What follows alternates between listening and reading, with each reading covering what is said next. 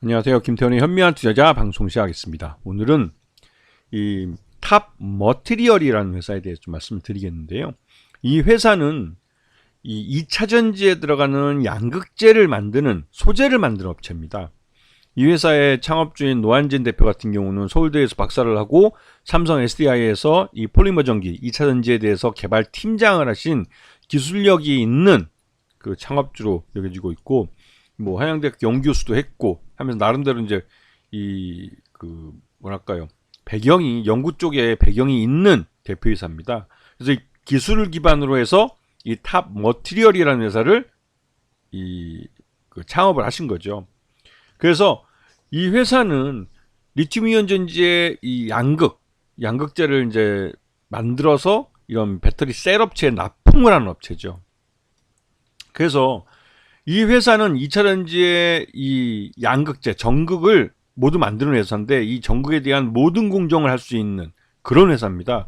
그러다 보니 자연스럽게 2차 전지 공장, 즉 배터리 셀을 만드는 그 안에 들어가는 이 기술도 갖고 있기 때문에 이 스마트 팩토리를 건설하고 또 이런 어떠한 장비들을 설치하고 하는 것들을 모두 턴키로 할 수 있는, 또 이런 것들을 엔지니어링을 컨설팅 해주는 그런 사업도 하고 있는 회사이기도 합니다.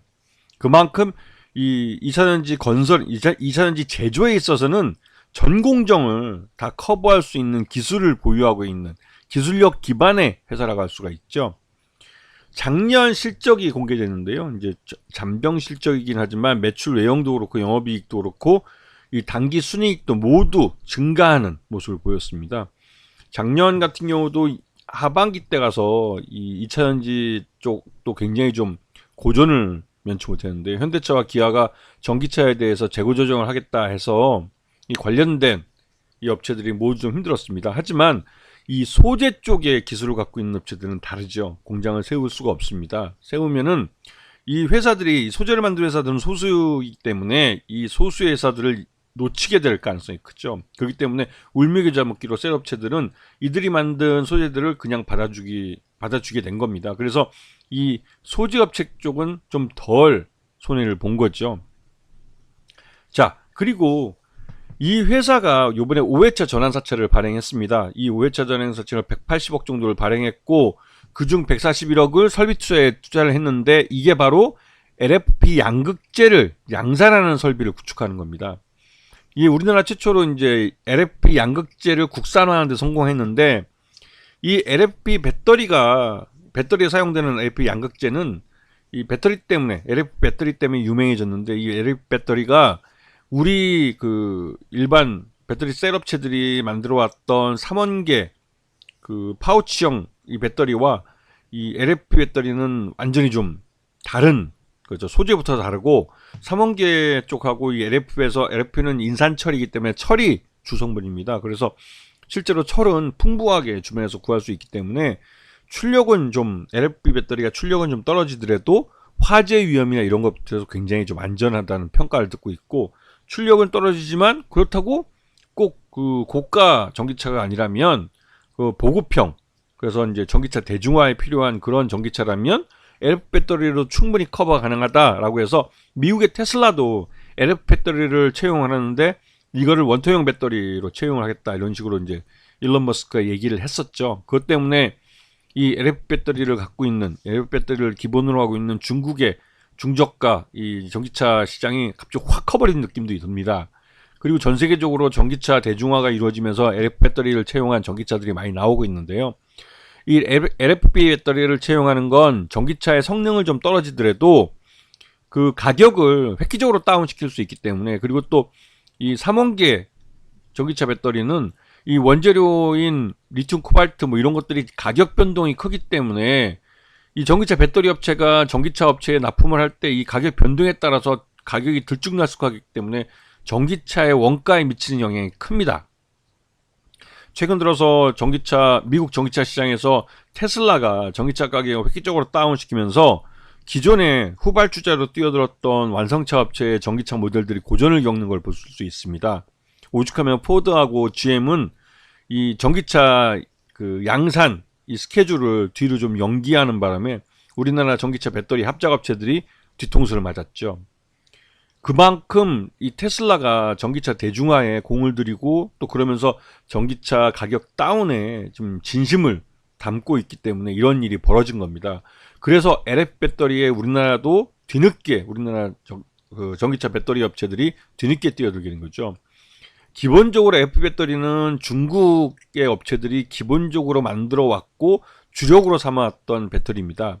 그만큼 중국 전기차 시장은 중저가 이하가 중심이 된, 즉 미국하고는 좀 차별화된 시장이 있죠. 그만큼 중국 시장은 전기차 대중화를 목적으로 만들어진 전기차들이 많습니다.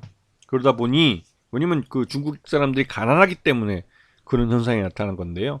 중국 소비 시장을 배경으로 하기 때문에 차가 싸지 않으면 팔리지 않습니다. 오죽하면 중국은 이미 정부가 주는 보조금이 이제 없어졌어요. 왜? 그만큼 중국 전기차 이 가격이 많이 다운이 됐습니다. 그래서 일반 소비자들이 소비할 수 있을 만큼의 가격대로 떨어졌기 때문에 이 중국 전기차 시장에서는 보조금이 따로 지급될 필요가 없다고 판단을 한 거죠. 물론 이것도 굉장히 큰 부담이 되긴 하죠. 정부로서는 그 보조금을 지급하는 게 한두 푼도 아니고 이게 이제 1년 내내 그 예산을 마련해서 지급해야 되기 때문에 굉장히 힘든 거죠. 또 조기에 이게 이제 소진되는 경우도 많았습니다. 하지만 중국은 이제 그렇지 않아도 전기차가 소비되는 시장으로 전환이 된 거죠. 이게 앞으로의 전 세계 시장이 비슷하게 변해갈 겁니다. 미국 시장도 전체 등록 차량 수 중에 10% 이상이 전기차, 친환경차라고 하니까요. 이제 우리나라도 이제 그렇게 곧 될 겁니다. 그렇게 되면 이 LF 배터리를 채용한 전기차들도 길거리에서 많이 다니게 되죠. 물론 3원계 배터리가 화재 위험이 크기 때문에 또 이유가 되긴 합니다. 자, 그리고 이 탑 머티리얼이 또 하나 눈여겨봐야 될 것이 지난해 이제 계약을 맺었던 각형 셀 파일럿 생산 라인, 이게 그 비너스 에너지 솔루션이라는 회사에다가 납품을 한 건데 이게 이제 올해 1월 7일 날 이 계약이 종료됩니다.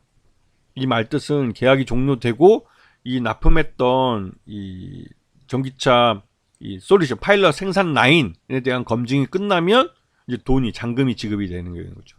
그렇게 되면 1분기 중에 그 실적이 포함될 수 있기 때문에 그렇게 되면 꽤 큰 그 실적을 디딤돌 삼아서 1분기를 시작하게 되는 거죠. 자, 탑 머티리얼의 지금 2023년 실적 기준으로 적정 주가는 한 10만 원 정도로 평가가 됩니다. 지금 한 8만 원대 주가가 이제 왔다 갔다 하고 있는데요. 작년 실적을 어차피 이제 주가에는 한 번은 반영을 할 겁니다. 그리고 올해 1분기 실적이 더 좋으면 그거보다 더 오버슈팅할 가능성이 높은 거죠. 결국은 주가가 가는 건 실적을 반영해서 가는 겁니다. 항상 전분기에 그 기록했던 실적이 나중에 알려지면서 그게 결국은 그 다음에 실적이 나빠지지 않는 한 실적은 반드시 그 주가에 반영이 된다는 게 증시의 격언이고 또 경험이기 때문에 관심 있게 좀 두고 보셔야 되지 않나라는 생각이 좀 듭니다. 자, 오늘 방송 여기서 마치겠습니다. 감사합니다.